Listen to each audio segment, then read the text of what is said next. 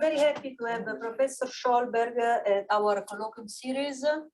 Professor Scholberg has completed a PhD at Caltech, and after a postdoctoral position at Boston University and a junior faculty position at MIT, she moved at Duke University. She's currently at Duke University, where she is an arts and science distinguished professor of physics. Professor Scholberg's research interest is in experimental neutrino physics. She is part of several collaborations, including T2K and Dune, and she is the spokesperson of Coherent. And other leading roles include convener of the 2021 SNOMAS Neutrino Frontier and co-founder of the Supernova Early Warning System. So today she's going to tell us about bowling in a Neutrino Alley. And please, Kate, you're welcome to start.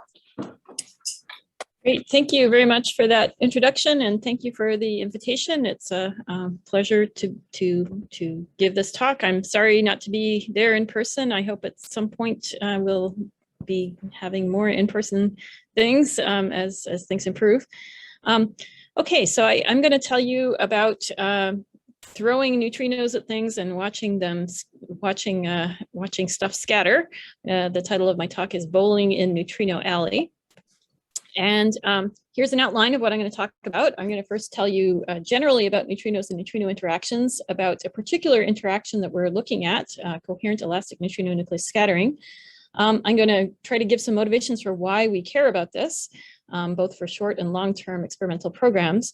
I'll talk about generally how to measure it, and then the specific measurement that Coherent has made, really the only experiment so far that has succeeded in measuring coherent elastic scattering. And we in fact have two measurements, and I'll talk about some new results that we have with more data. And then I'll talk about the future. So just starting with the big picture with neutrinos. Neutrinos in the standard model of particle physics are the neutral partners to the charged leptons. They're fermions, they're fundamental fermions, so they have spin a half. They are neutral, they don't interact electromagnetically. They come in these three families, as do quarks. And that structure is not well understood. They interact only via weak interaction. We also know they have mass. They do have gravitational interactions, but we know that the mass is tiny, which is a whole story that I'm not going to talk about. We do care about the properties of neutrinos for many reasons. One, which maybe is my favorite, is because I'm a particle physicist, is that they are fundamental particles, and we are trying to understand the fundamental particles and their interactions, and they're a piece of that picture. They're also important in astrophysical systems, multiple astrophysical systems. They're a way to understand what's happening deep inside very dense matter, for example. They are a piece of the puzzle in cosmology. Understanding their properties is important for understanding the very big picture. And they also matter for nuclear physics, both as a probe of nuclei, and also understanding of nuclear physics informs neutrino physics as well. So neutrinos come over many orders of magnitude, and there are neutrinos that are wild neutrinos that are coming from natural sources, down from very, very low energies, relic left over after the Big Bang, up to very, very high energies. The way I remember this scale, it's, my God, that's pretty energetic. So right at the very highest energy scale, they're cosmically produced by exotic astrophysical sources up to EV or even higher. And we also have, over a slightly narrower range of energies, artificial neutrino sources that are not always as well understood as you would hope, but some of them are. And these are neutrinos coming from accelerators and reactors and artificial sources. Now, neutrinos interact with matter rarely, because they interact pretty much only by the weak interaction. There are really two kinds of weak interactions. There are charged current interactions, which occur via the exchange of a W boson with a quark or a lepton in the matter. And in this case, on the left-hand side here, a charged current interaction produces a lepton that has a flavor that corresponds to the neutrino flavor. However, you have to have enough energy in the lab frame to actually create the lepton in the final state, to actually make the rest mass of the lepton. So these tend to have a threshold. You have to make an electron, a muon, or a positron. A neutral current interaction is flavor blind. It doesn't care about the flavor. It occurs via the exchange of a Z boson. And if it's just a scattering, there is no threshold. Okay, now just to go through oops, I think that skipped forward here. Neutrino interactions with matter of both charge and neutral current varieties occur over all the scales of energy that neutrinos can have. At the high energy end, you have neutrinos that are interacting with quarks inside a nucleon. Basically, if you have a very high energy neutrino, its de Broglie wavelength is effectively very small, and so it is probing the constituents of a nucleon, in fact. So you have interactions with quarks in a nucleus that can dump enough energy into a nucleus, if you have such an interaction, to actually blow the nucleus up into smithereens. And this is called a deep inelastic scattering kind of interaction. Going down a bit in interaction, in energy, if you get to this several GeV scale, which is actually a regime of relevance for neutrino experiments, terrestrial neutrino experiments we have, the neutrinos will have interactions with the nucleons inside the nuclei. Their de Broglie wavelengths are a little bit smaller. These can also be disruptive since energy is getting dumped into the nucleus. You can actually create hadrons. That energy can turn into mass energy of various particles, pions, and so on. And these can be messy events. In fact, there's reasons to understand this kind of interaction as well. Going down a little bit lower in the regime of solar and supernova neutrinos of tens of MeV or so, you can have interactions of nuclei, interactions with nuclei that will possibly create a bit of debris. You can shake off some gamma rays and that kind of thing, but these tend to be minimally disruptive of the nucleus. But what I'm actually going to talk about is even lower in energy, at the very lowest energy scale, where you have a very typically an interaction with the nucleus such that the neutrino is interacting with the entire nucleus as a whole and doesn't disrupt it at all. It just kicks the nucleus and the nucleus rolls off. And so that's the kind of interaction I'm going to be talking about. It's kind of the gentlest kind of interaction of a neutrino with a nucleus. It's when its de Broglie wavelength is large enough that you have a large probability that you're interacting with something that looks like a point to the neutrino that just looks like a single object without substructure. And this interaction is called coherent elastic neutrino-nucleus scattering. It's neutral current. It occurs by exchange of a Z boson. And the coherence is a good approximation for neutrino energies up to about 50 MeV. And to make that a little bit more quantitative, you can think of it as the nucleon wave functions in the target nucleus being in phase with each other, so that it really just looks like a single object to the neutrino. And the quantitative criterion for that is that the momentum transfer Q times the size of the nucleus should be small. If this coherence criterion holds, then the total cross-section goes as the cross-section for a single constituent times the square of the number of constituents. That's kind of the hallmark of a coherent interaction. There's just a little aside. Just for nomenclature, and this is actually really in the past several years, I hope at least partly due to my efforts, has been kind of becoming a bit more consistent. In the literature, there's many names for this process: coherent neutrino scattering, coherent neutrino nucleus scattering, CNNS, CEvNS. I strongly prefer having the E for elastic because you can actually have interactions with the nucleus where you produce an extra particle in the final state that is inelastic. It can still be coherent. And you don't want to confuse with that kind of process. I have been told off by nuclear physicists that NN doesn't mean neutrino nucleus, it means nucleon to them. And so the solution is to put a little V there to stand for the Greek letter nu and pronounce the whole thing sevens. So I'm going to talk about sevens, and that's what I'm talking about. So this was first proposed more than 40 years ago by Dan Friedman, and he was exploring weak physics and neutral current physics, and he suggested this interaction should exist, and he called his suggestion to look for it an act of hubris because of the grave experimental difficulties in actually observing it. And so what I'm going to tell you about is how we have now overcome these difficulties. So in the standard model of particle physics, this is the cross-section for the differential cross-section for the interaction. It's essentially the probability of kicking a nucleus with a recoil energy T given an incoming neutrino. The quantities in this expression are E nu, that's the energy of the nucleus. T is the recoil energy of the nucleus that it rolls away with. M is the mass of the target nucleus, and Q is the momentum transfer. And so in this expression here, we have a standard model parameter, the Fermi constant, GF, which tells you the overall scale of the weak interaction. That gives you a small number for the probability because neutrino interactions are weak, or weak interaction is weak. This is a kinematic term, and this really describes the situation where it's kind of like kicking a ping pong ball with a bowling ball, and the bowling ball will tend to roll away with very little energy. This quantity here is a form factor, and it expresses it's in fact the Fourier transform of the spatial distribution of the nucleons in the nucleus. And so it parameterizes the spatial distribution of the constituents of the nucleus that have weak charge inside the nucleus. It's a quantity that if the nucleus really looks exactly like a point, it's unity. So a form factor of 1 corresponds to a fully coherent interaction. It has to be a low momentum transfer for that to happen. And to a good approximation, we're talking about the case where the form factor is close to 1. This quantity here is also a standard model quantity. It's the weak nuclear charge, and it tells you how much the nucleus is likely to interact with the neutrino in the context of the standard model weak interaction. It depends here on n, which is the number of neutrons in the nucleus, z, which is the number of protons, but the number of protons has this coefficient 1 minus 4 sine squared theta w. Sine squared theta w is the weak mixing angle, or Weinberg, sine squared of the Weinberg mixing, or Weinberg angle. That's a standard model parameter as well. And it happens to have a value of something like a quarter.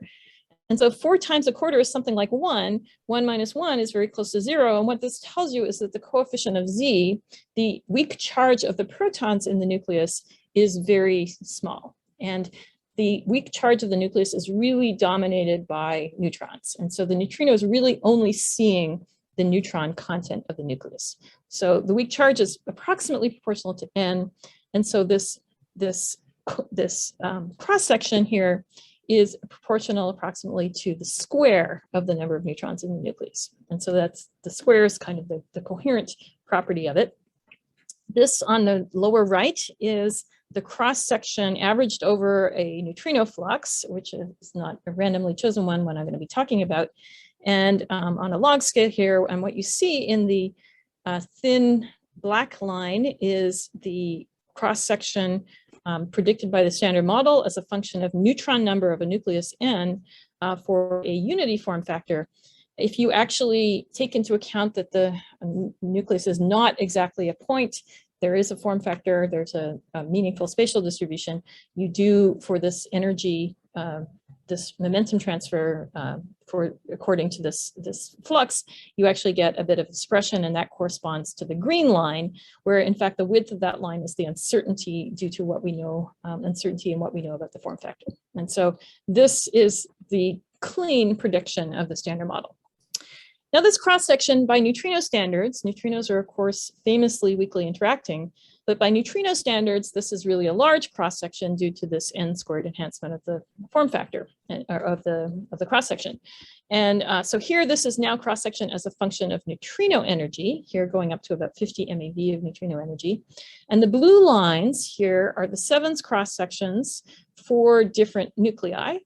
Different nuclear species, which are not randomly chosen. You'll see why I chose those in a bit. And what you see, you get the n squared increase as the nucleus here, as you go up here, the nucleus gets fatter. It goes up as approximately the square. And this green line is an example charged current cross-section where you're interacting on a nucleon inside a nucleus, and this is for iodine. If you compare this to the top dashed ones, it's a couple of orders of magnitude higher for 7s. So it's really, you get a couple orders of magnitude enhancement due to 7s. Some of these other plots here, the red is a famous interaction used for many neutrino experiments. It's electron antineutrinos on protons. That's down by more orders of magnitude, and interactions on electrons are even tinier. Okay, so so 7s is really a huge cross-section. And so you might think, what's the deal with Dan Friedman? Why did he confess to having hubris? Why did he think it was so hard? Since these interactions should not be rare, they should be happening a lot. And the reason for that is effectively the kinematics of the interaction.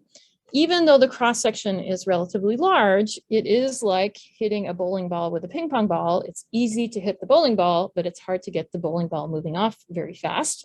And the distribution of recoil energies that you get is really very tiny. You just get little tiny you can bump a nucleus with a neutrino, but then the nucleus doesn't roll off very fast.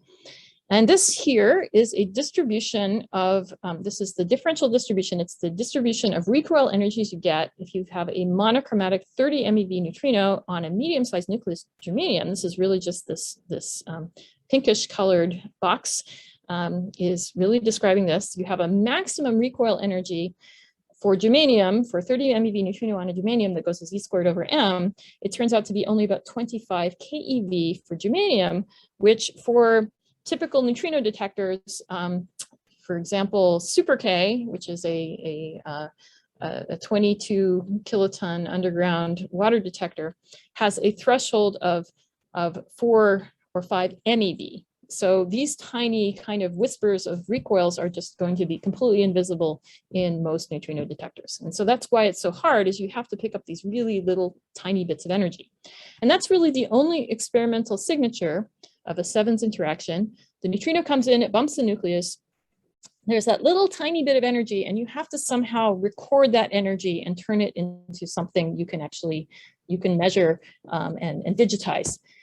And one thing that has worked in our favor is that since Dan Friedman's time, there has been a very large amount of instrumentation development towards, in fact, exactly detectors that do exactly this, and where the motivation is actually not so much neutrinos, but to look for dark matter. In fact, dark matter we know it exists. If it exists as in a particle form in a local density, weakly interacting massive particles will bump into matter and will make little recoils, which are also detectable in also difficult to pick up that little tiny bit of recoil. And so there has in fact been a lot of development to try to expand the possibilities for actually detecting WIMP. So far, no WIMPs have been detected, but the detectors have developed tremendously in the past few decades. Okay, so now let me talk about why we care about CEvNS. What is it good for? And I can talk about this for a long time. I'm just going to pick a few things. There are many, many reasons. For one thing, it's a signature because it's cleanly predicted in the standard model. It's a signal of new physics if you see something different from what you expect. It's also, if you get precise enough, we can use it for nuclear physics to better understand the structure of nuclei if you can measure precisely. It's also turns out to be a background, for example, for dark matter. I'll say a little bit more about that. And so we want to understand the properties in order to better understand new physics searches for which CEvNS is background. It's actually also a signal for astrophysics. We can actually detect neutrinos that come from astrophysical emissions. And also because the cross-section is so high, in principle, you can also use CEvNS as a practical tool, for example, for reactor monitoring. So I'll zoom in a little bit on a couple of these. I can't go through everything, but I'll make some highlights. Just to expand a bit on searching for new physics beyond the standard model. So I mentioned here that this form factor here represents our knowledge of the distribution of the nucleons inside the nucleus. And that is reasonably well understood for most nuclei. It's the distribution of neutrons primarily. And that's reflected in this plot where there's a narrow range of uncertainty for this line in the stopped for the flux average cross section.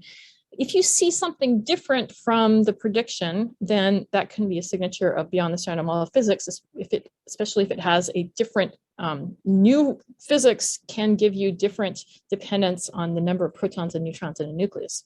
And this is just one example. There are many examples of this. Here, this is an example of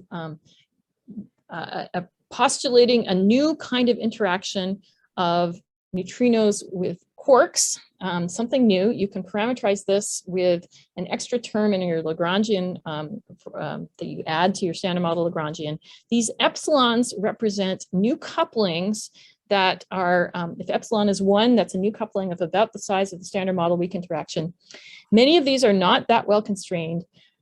How they would manifest in a CEvNS rate is you would get an excess or deficit in your rate. And this is just an example, a kind of a toy, a parameter space, where if you have a new interaction between neutrinos and d quarks that is not in the standard model, a new interaction of electron neutrinos with up quarks, if any of these are not 0, then you will get a an excess or deficit in your standard in your rate with respect to the standard model. And so this is a way you can hunt for new physics, is you can look for a SEVNS rate which is too small or too large. Okay, I will actually come back to that a bit later. Let me just say a couple things about SEVNS as a background for signatures of new physics. And as I mentioned, there's a huge industry in particle astrophysics towards trying to look for WIMP scatters in a very low background underground detectors, and where the signature of the dark matter is exactly the same as the signature for a neutrino. The WIMP dark matter particle comes in, it bumps the nucleus, you somehow manage to extract that little tiny bit of energy and interpret it as a coming from relic dark matter just floating around. But it's really exactly the same signature between dark matter and neutrinos. And what that means is that natural neutrinos will create a background in these dark matter detectors. So this is a plot that is a kind of standard t-shirt plot in dark matter experimental WIMP search physics. So this is a parameter space of cross-section of the dark matter and mass of the dark matter. And the experimental game is to actually preferably observe a signature corresponding to a point on this plot, or if you see nothing, you exclude above lines. Now, if your detectors get sensitive enough such that they can see very tiny cross-sections, then natural neutrinos will create a background that will, in fact, blind you to the WIMP signal. And that's what's called the Neutrino Floor.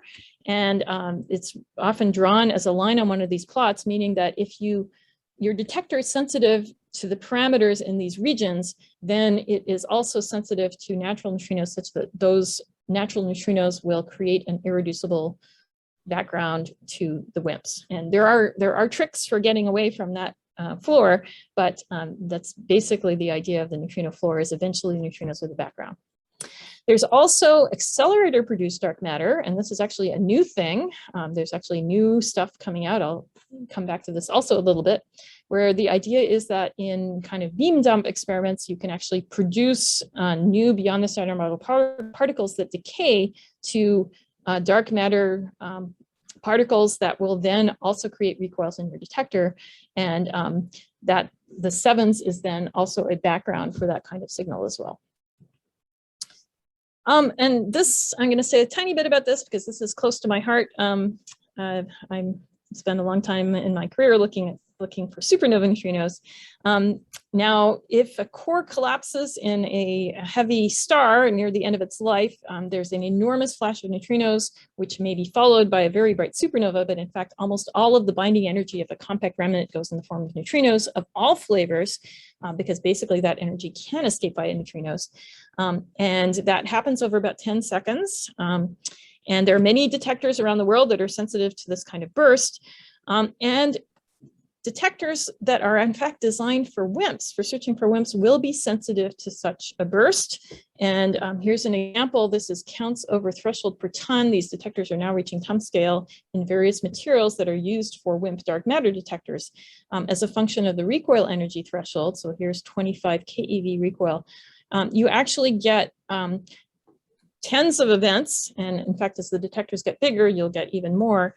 And the benefit is this: you're sensitive to the entire flavor content of the flux. The flux from a supernova comes out in all the flavors, and the SEVNS interaction doesn't care about the flavor, and so it will see all of the supernova. So this would be really exciting. This is just one example. These are xenon dark matter detectors that are planned for the. Some of these are running. This one on the right is called Darwin and is planned for the future, will be very large, 40 tons. And this will actually be a fabulous supernova detector. And these detectors can also see, as they hit the floor, they can also see neutrinos from the sun. This is just one example for the xenon experiment, where here, this is that game board, that parameter space I was showing you. This is a xenon dark matter detector. And this is where they would expect to they would expect to get some solar neutrinos around here, and they've actually been able to put some limits on the solar neutrinos. And as these detectors get bigger and more sensitive, it's actually interesting. The solar neutrinos and super neutrinos really become a signal as well as a background. Okay, let me talk about how we measure CEvNS. And as I mentioned, the only way to get at it is to look for that little tiny recoil. You also need neutrinos to scatter, and so you need some source of neutrinos. Now you can use a natural source like the sun or so on, but that typically doesn't have a very high flux on Earth unless it's a supernova, which you can't guarantee is going to happen at any particular time. So if you want an artificial neutrino source to create CEvNS bumps in your detector, you want lots of neutrinos. You always want a high flux. You want to have a well understood spectrum so that you can test the expectation of the standard model. If possible, you want multiple flavors because that gives you sensitivity to more different kinds of new interactions. If possible, you want a pulse source, since if your neutrinos are all coming in sharp pulses, then you know you can reject your background. You also want to get close, that just increases your flux, and you want access and control and so on. Now, neutrinos have been, CEvNS has been searched for actually decades, pretty much since the time of Dan Friedman, using nuclear reactors, which is actually an interesting way to go at it because nuclear reactors produce enormous amounts of neutrinos. In fission reactions, they are pretty much all nu E bar antineutrinos, but you can get enormous fluxes, especially from power reactors. However, their energies are quite low. They only go up to about 8 MeV or so, which makes the recoil energies really, really tiny, basically less than keV, which is, even with our better detectors today, is very, very challenging. And furthermore, the cross-section increases with neutrino energy. It goes as basically the square of the neutrino energy. And the maximum recoil energy increases with neutrino energy, also as the square. And so, in fact, what I have on the right here is an example. This is a differential spectrum that you'd expect. So this is the distribution of recoil energies you expect for 30 MeV. That's the red line. This is for argon. And for 3 MeV, which is a typical reactor energy, for the same flux. Now, actually, reactors will often give you more flux, but just for illustration purposes. And you see that not only do you get, for 30 MeV, do you get 2 orders of magnitude more interactions, you get many more of them kicked to high energy, which is now well within the reach of dark matter type detectors. Now, you might say, well, why not increase the energy even more? And the reason for that is that if you do that, you will eventually start to be dominated by interactions on the nucleons themselves. You start to violate the coherence condition. You start to end up blowing up the nucleus. And really, you can only go out to about 50 or maybe 100 MeV or so before you start to be dominated by interactions on nucleons instead of entire nuclei. Okay, now it turns out that we have a kind of a sweet spot for a neutrino source that gives you interactions that satisfy the coherence condition and yet still have very high recoil energy, reasonably high recoil energies and event rate. And this is neutrinos from pion decay at rest, or stopped pion neutrinos. And so this is the kind of neutrino source that you get when you smash protons into a heavy target. It makes, and at GeV energies or so, it makes pions, and pions decay to make neutrinos. So if you have a positive pion, you get a monochromatic 30 MeV nu mu. It's a 2-body decay, so you know exactly what your neutrino energy is. That corresponds to the red line in this plot. The muon then subsequently decays. If it decays at rest, you get a 3-body decay where the energy is distributed up to about half the mass of the muon, and that gives you up to about 50 MeV of energy. And that corresponds, and this is well understood shape of a spectrum because it comes from well understood weak physics. That corresponds to the blue and the green lines on this plot.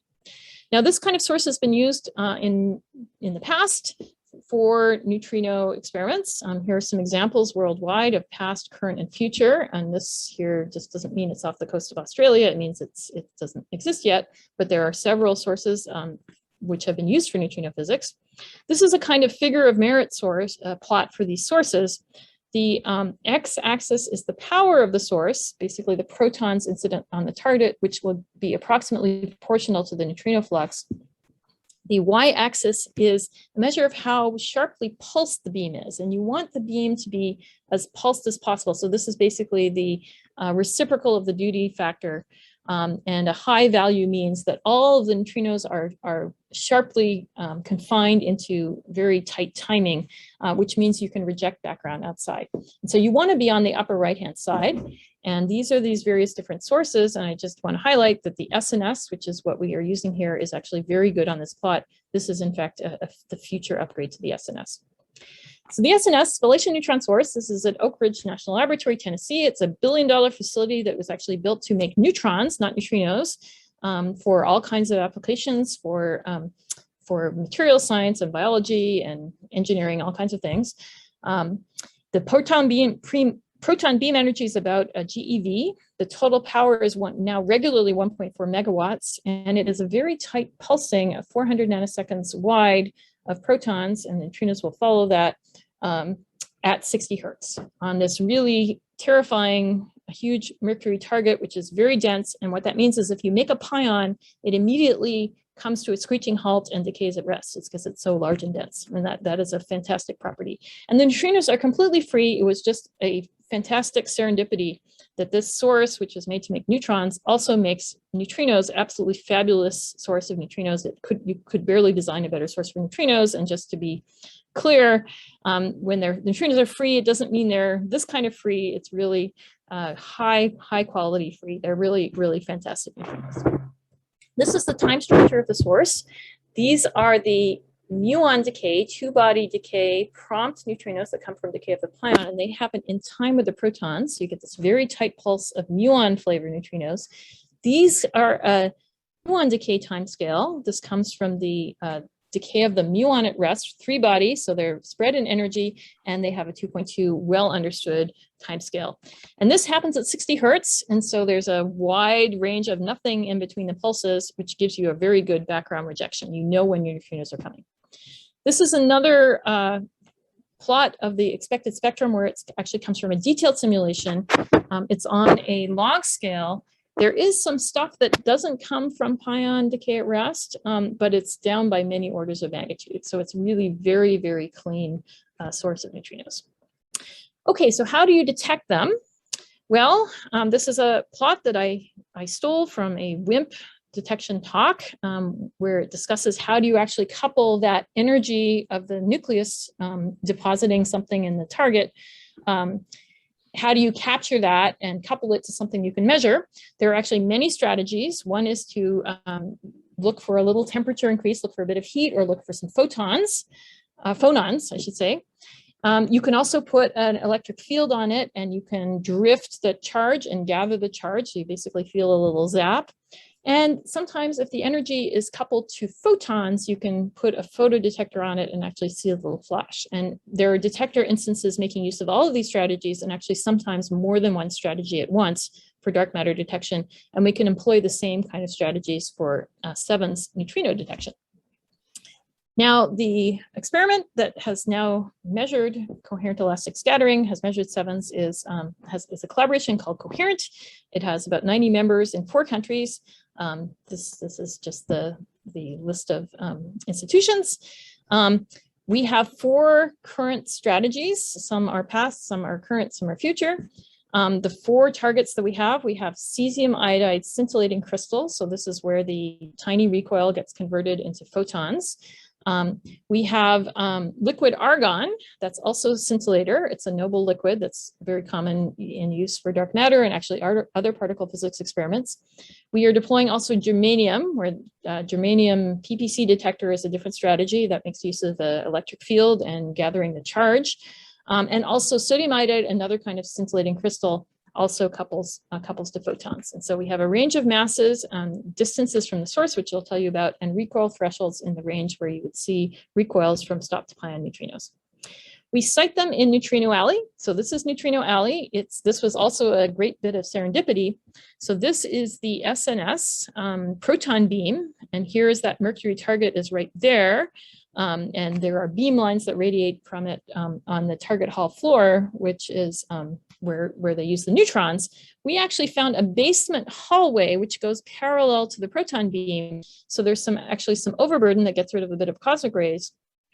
And we can get as close as about 20 meters from this source. And it's isotropic source, so the neutrinos go out equally in all directions, and we can just sit in this hallway. We don't bother the neutron people at all. We just sit and bask in the neutron glow in the basement of the SNS. And so we have, this is what it looks like looking down Neutrino Alley. You can see in the background, that's where I'm sitting. And these are the detectors that we have deployed. Not all of these exist yet, but some have been deployed along the hallway. Now, this is the kind of recoil spectrum we would expect to give you a sense of what kind of energies. So we see little bumps of up to maybe 100 or so keV. And here what you can see, these are the differential spectrum of the energies that you get. These are for different targets where it's scaled by the mass and the distance that we have. And you can see the kinematics in action here, that the lighter targets, so like sodium is light, you get more of them kick to high energy, but actually less rate per mass. So that's really just billiard ball kind of kinematics. For backgrounds, it's all about the backgrounds. If you're an experimentalist, we do have backgrounds from all the usual kind of things. We have cosmic rays, we have intrinsic radioactivity and ambient radioactivity. We have detector-specific noise. Every detector has its own insanities. Now we're sitting at a neutron source. Neutrons are especially bad because they also come into a detector and will smack a nucleus and make a little recoil. They'll typically bounce more than once, which is a thing that allows you to help distinguish them. But this is still our biggest issue experimentally for background, is that the steady state backgrounds can be measured off beam pulse and subtracted. So you really only care about the square root of them. But the neutron backgrounds in time with the beam, you have to carefully characterize and understand. So that is really kind of the biggest experimental problem that we have. Okay, so here is the first light detector. This is a detector that was built at University of Chicago. It's a handheld detector, only 14 kilograms. It was installed here. These are two graduate students who got the first theses on Coherent. Here it is getting installed in its shielding. This is with all the shielding wrapped up. There's several layers of shielding for ambient radioactivity and so on. This is the first light measurement at a time and a photoelectron. Now, photoelectrons are, that's the amount of light that is produced in the interaction. It's proportional to the recoil energy, which is proportional to the square of the momentum transfer. So this actually gives a measure of the momentum transfer spectrum. And so here you have the energy on this axis and the arrival time on this axis. And what we see is something entirely consistent with what we expect from the standard model. Here's the plot showing the basically the recoil energy distribution, and the different colors of green here represent the different flavors in the beam for the expectation in the standard model. And this was in fact first published in Science and in 2017. And here's the first result with the error bar on this cross-section versus neutron number plot. So one down, this is the first light measurement, consistent with the standard model within error bars, a tiny bit low, but within 1 sigma. And even this first measurement was enough to constrain new physics. And so this is a plot of the same parameter space that I showed you. It's a simplified one where all the other parameters are 0, but just to illustrate that we can rule out some possibilities. What's gray on this plot is the previous constraint. And within the blue lines was even that first measurement, which is a 30% measurement, was enough to disfavor previously allowed parameters outside that blue line. Okay, and so we did it once, so one down, and about 2.5 years later, we have a new result. This is actually from an argon detector. This is making use of liquid argon, the detector in the corner, where actually there's a bit more beam-related neutrons, but still tractable. This was a 24 kilogram active mass detector. Basically a bucket of argon viewed by 2 photomultiplier tubes, where we have a wavelength shifter. Argon scintillates at non-ideal wavelengths for photon response. So you want to shift it to make a better photon response, photomultiplier tube response. So here's the argon detector. That's what it looks like in there, kind of glowing. This detector ran for several years, and it was sufficient to make another measurement, this time on a smaller nucleus, argon. And here's an example of our distribution of energy, where you can see on here, this comes from a fit using actually time and neutron likeness and energy deposition.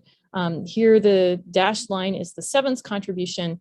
There are here more BRN, means beam-related neutrons, so we do have more neutrons in the corner, but we are able to see a clear spectral excess of SEvNS-like recoils in that data set.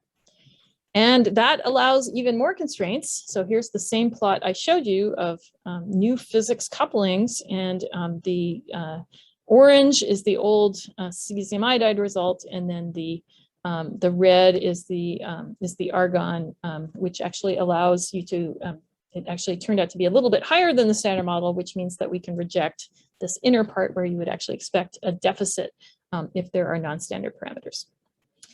Okay, and we have more. That's not all. We recently posted, and this just showed up in the archive in the last couple of weeks, an analysis of the remaining cesium iodide data set. The first result was only for half the total statistics. That detector ran until 2019, July 2019. And these are the new results in charge and in time for the entire cesium iodide data set. And you can see in these different orangey colors, autumn kind of colors, you can see that the background subtracted excess counts match very well what we expect from the standard model. This is the background from neutrons. So at that location where the cesium iodide is, there's actually almost no neutrons. Here in time, all the neutrons you can see are really quite prompt.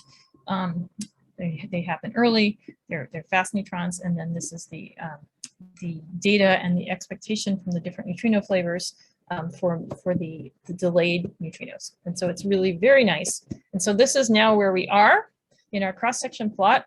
Here's the argon point. It's a little bit higher than standard model, but also consistent within 1 sigma.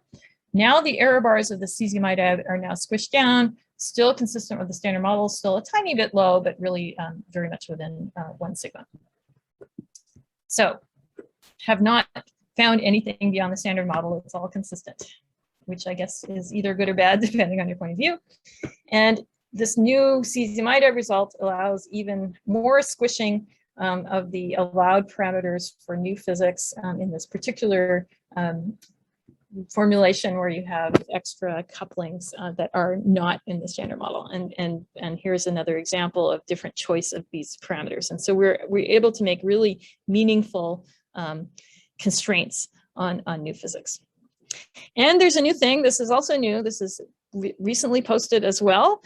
We are also able to search for accelerator produced dark matter. So if there are beyond the standard model particles produced in the SNS Mercury when the protons hit it, that then decay to particles that will make recoils in the detector, we would actually see that. We do not see it. Those would show up at high energy and early times. And so here's an example of a fit to our data from the cesium iodide. This is now the SEvNS. Here is the background. The dark matter is the signal, which would show up here at in this energy range and these timing, and we don't see it. That actually allows us to constrain dark matter models, and we are actually the first to go for this particular kind of dark matter model. We're the first to get to the expectation from what we know about cosmology. And so that's a new result that is just out. Okay, so what is next for Coherent? 2 down, still more to go. And so we have much in the works. There's enormous amount of work going on. And so these are our plans for the future in each of these areas. So cesium iodide is decommissioned. Argon is actually just finished a production run. We actually have about twice the data that is under analysis for the rest of the small 24 kilogram argon detector. We have now in hand, we have 18 kilograms of germanium that actually exists. It's being tested here in the lab at Duke. We will be deploying that at Oak Ridge early next year. And we also have about 3 tons of sodium iodide. These are actually leftover crystals from an old Homeland Security program that are also under refurbishment at Duke and at University of Washington that will be also deployed early next year. So we actually have 2 detector deployments ongoing now, and that will give us sodium and also another measurement of iodine. We have other ideas. We haven't secured funding yet for an upgrade of the argon, but we're working on that, and also looking at more lower background cesium iodide crystals using and higher light yield cesium iodide crystals, which you can actually get higher light yield by cooling them down. The ones we had so far was room temperature. So lots of stuff going on. Here's a table just summarizing that. Cesium iodide is now decommissioned. Germanium in progress. Liquid argon, we just finished a production run, more data to come. We want to expand that to 750 kilogram scale. Sodium iodide, also very large detector in the works, and we have actually a high threshold version that has been taking data for a while, not sensitive to 7s. So lots of stuff coming on. We also have a materials in hand for a heavy water detector, and the idea for that is that the cross section for heavy water is for deuterium with electron neutrinos is well understood, and so we can use that to reduce, so we can know what our beam flux is, which is currently the biggest uncertainty. And there's more. The SNS is having its power upgraded. It will be doubled. In fact, it's upgrading over the next several years. And not only that, there's actually another target station in the works, which should turn on early next decade. And the total power will be doubled to 2.8 megawatts. And that brings many exciting opportunities. So here's just a plot. This is where the protons come in. This is the first target station. This is an iso neutrino flux contour. Second, there are 3 pulses that go to the first target station for every one that goes to the second one. And we can exploit that actually there's many physics things we can exploit there for both neutrinos and actually searching for dark matter. So we have a very exciting future. Let me just put this in context a little bit. So I talked about neutrinos from pion decay at rest, but in fact, there is a very lively and active community going after reactor neutrinos where you have lower energies, so it becomes very challenging to get the threshold, but it's still lots and lots of neutrinos, so there's still exciting possibilities. And so there's a lot of detector development towards very low threshold, low background technology, actually lots of really interesting things. This is just a table listing some of them. It's not quite complete, but you can get a sense that there's a lot of exciting activity out there. And this is now a kind of summary of the world results. So this is the same plot I showed you. This is the flux average cross-section for pion decay at rest, so like the SNS. So there's the 2 measurements from Coherent on here. There's one limit from argon, or from xenon, from solar neutrinos. So this here is now the flux average cross-section. If you take the cross-section and average it for a lower energy solar flux. And so we have a limit here on solar 7s, which comes from xenon. That's that purple, that magenta arrow. And then from reactors, there's 2 existing limits that I know about, one in silicon and one in germanium. That's that arrow there. So far, nobody has actually measured it, but they have set limits on how large the cross-section can be by not seeing a signal for a certain sensitivity. And there are many more, I think in the next decade, these arrows are going to come down, and hopefully we will be able to make measurements in several isotopes for reactors as well. Okay, so I think that is where I'm going to stop. And so here are the takeaway messages. So 7s, coherent elastic neutrino nucleus scattering, is a process that has a huge cross-section, but tiny recoils, which is what makes it hard. It scales as the square of the number of neutrons in a nucleus, roughly. This has now become accessible. We've finally been able to measure this, really thanks to low energy threshold detectors. And really this extra oomph and background reduction from stopped pion source has really made it possible at the SNS. We made the first measurement in 2017 on cesium iodide, have now analyzed the full data set, and also in argon. So we have 2, a light and a heavy isotope we've measured 7s on.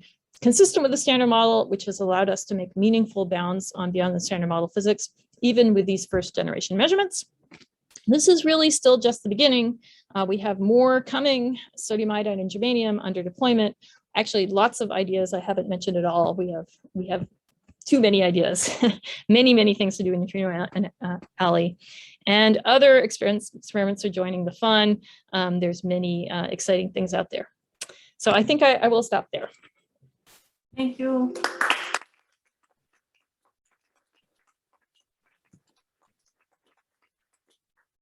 Do you have questions? Also, for those that are following remotely, you can unmute yourself if you have questions.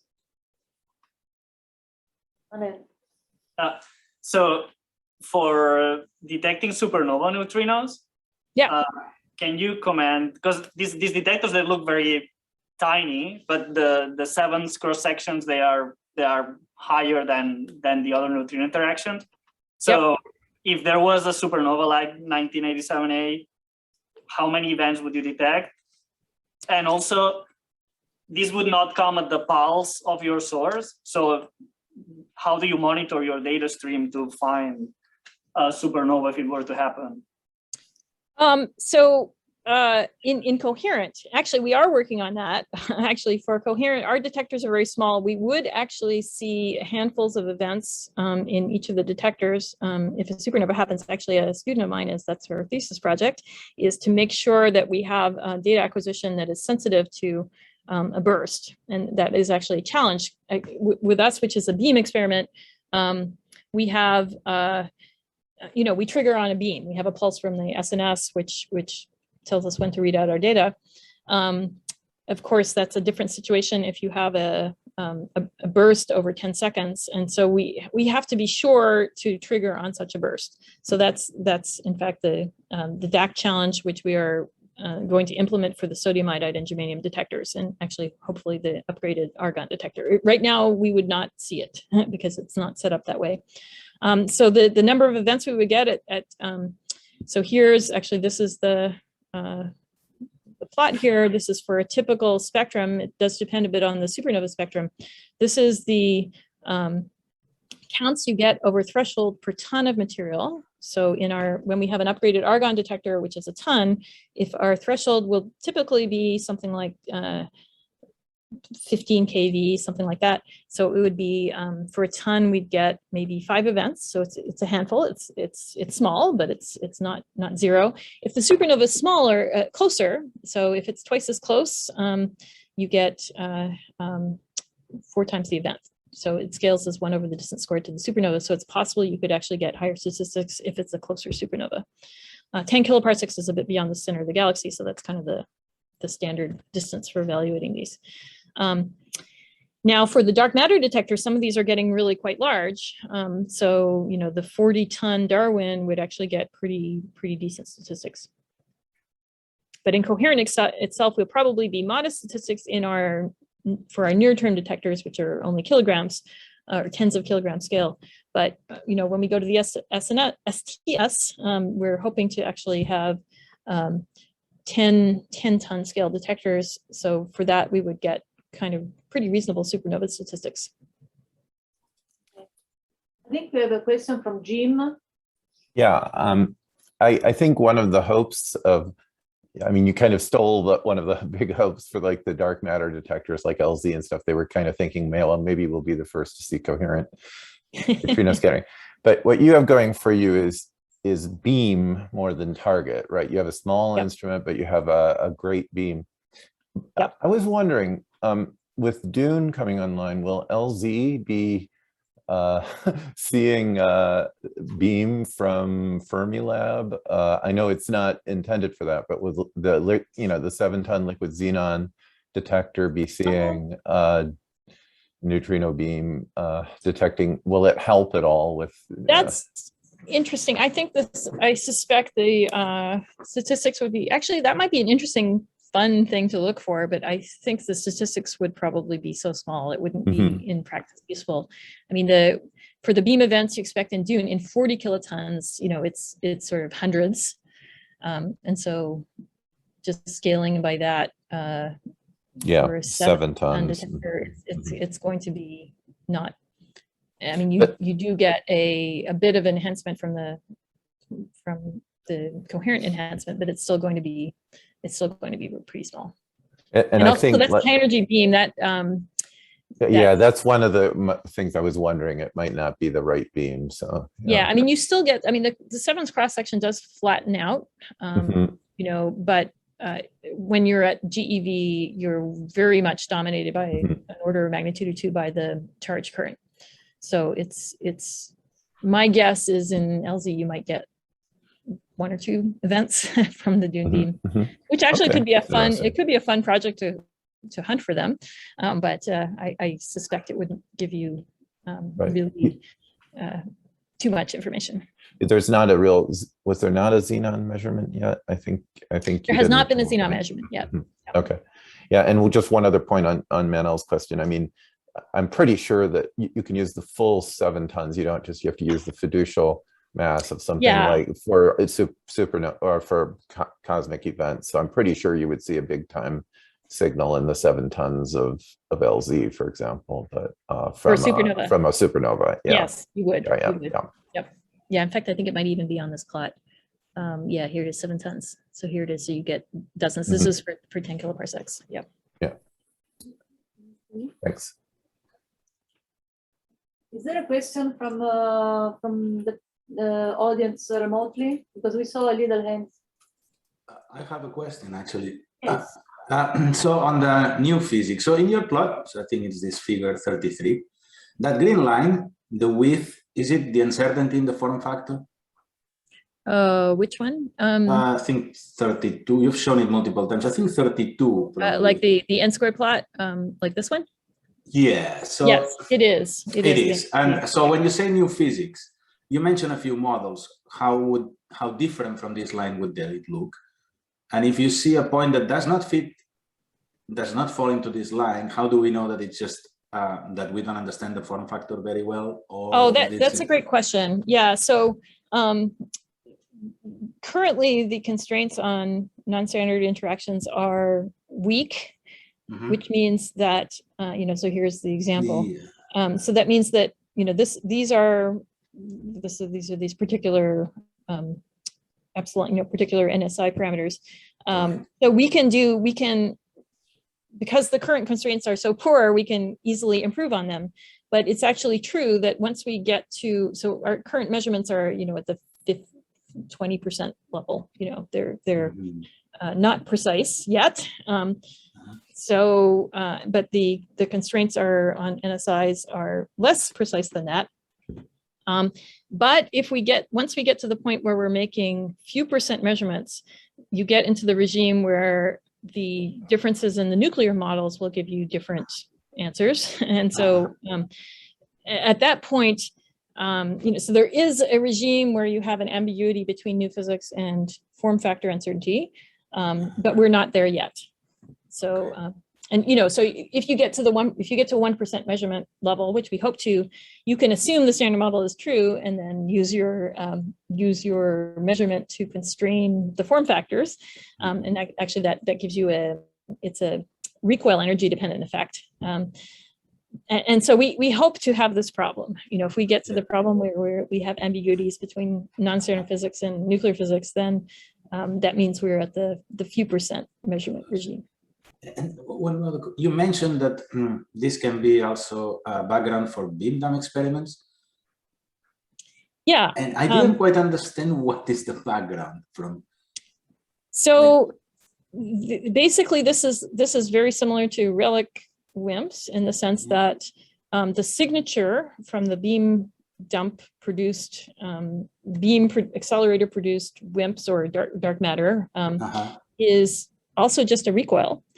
And we do expect a different signature in the recoil spectrum and the timing. So in fact, such dark matter is expected to be prompt, to be traveling basically, you know, we expect a well-defined time distribution from muon decay. It's a 2.2 microsecond time. And the dark matter will not, under the assumption of this particular model, actually there's several classes of models, the dark matter particles produced in the beam thump will be produced promptly. You know, it's not a 2.2 microsecond delay. And so we can look in our prompter window and we can look for anything that is inconsistent with CEvNS in that window and more consistent with whatever dark matter recoil spectrum you're looking for. And this is, in fact, this is our, for this particular model, we don't see anything. We don't see any excess consistent with that model, and we're able to constrain this whole set of parameters.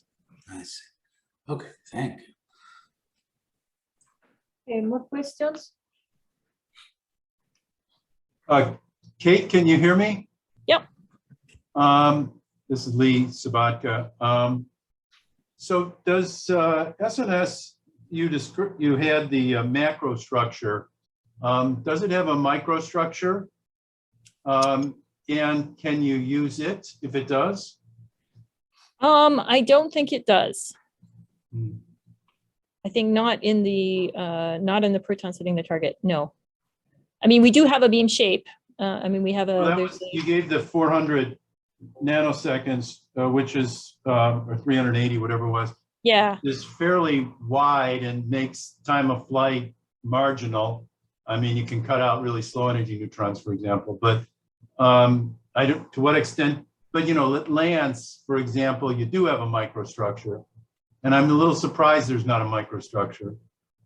The shape is. I mean, there's a detailed shape. I mean, it actually, we use the beam induction coil to know what the shape of the proton hitting the target is. And we have a simulation that determines given that input proton profile, determines what the neutrino time profile will be.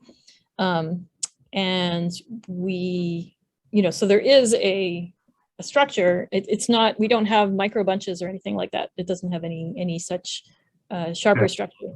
Now, of course, anything sharper than the muon decay timescale, the muon decay timescale would wash out 2/3 of the neutrinos timing.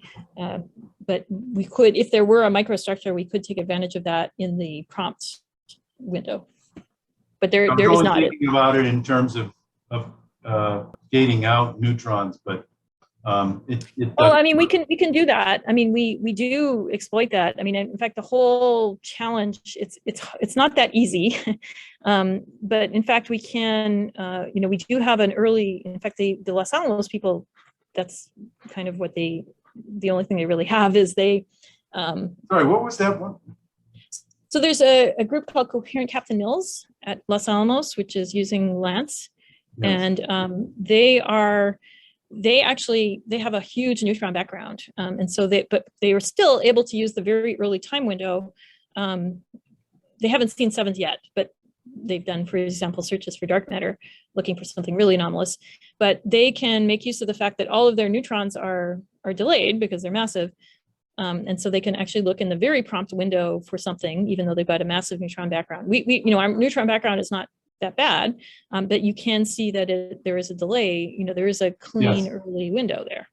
And so, this neutron modeling both the absolute timing and the shape of this neutron background is that's the whole game. That's what we have to work very hard on to make sure that we understand that. Thank you. Great talk. Okay, so perhaps we should thank Professor Scholberg once again.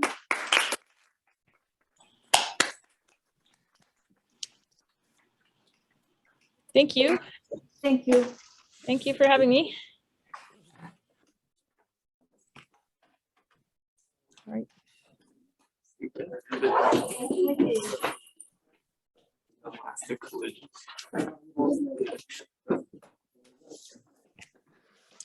All right, thanks. Yeah, bye, Kate. I was trying to see you later. Bye. See you. Sorry. Bye. Watch out. Thank you.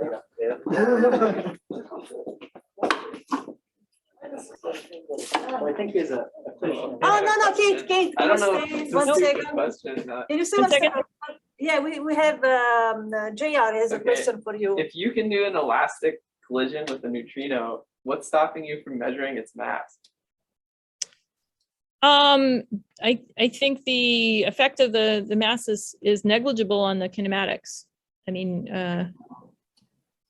it doesn't, the mass of the neutrino doesn't show up like in the expression. It's not actually, maybe let me share again.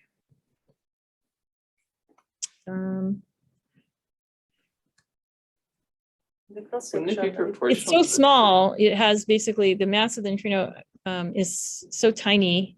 It doesn't We enter the there's no effect. Right. Or I mean, I guess there's a negligible. Let's see, where's this? In this expression, this is the mass of the nucleus that comes in there, but there's no mass of the neutrino effect. Isn't the recoil energy? Yeah, there's it no would be like in the proportionality? denominator, but it disappears compared with the momentum. Okay. But Okay, thank you. yeah, I mean, then the mass of the neutrino is neglected in computing this expression because it is too small to affect anything. It's much smaller than any of the other energy scales here. So the mass of the nucleus is GeV. Even the recoil energy is KV, which is still many orders of magnitude larger than the neutrino mass. Great. Okay, I think when I saw this, I thought M was neutrino mass, and it was very. No, I mean, that would be great, but unfortunately, Yeah, no. that would be- Yeah, it's the target mass. Okay, thank you. Thank you so much for staying. Yeah, very great Oh, talk. sure. Right, bye. You see us, we're waiting at you. Bye. Bye.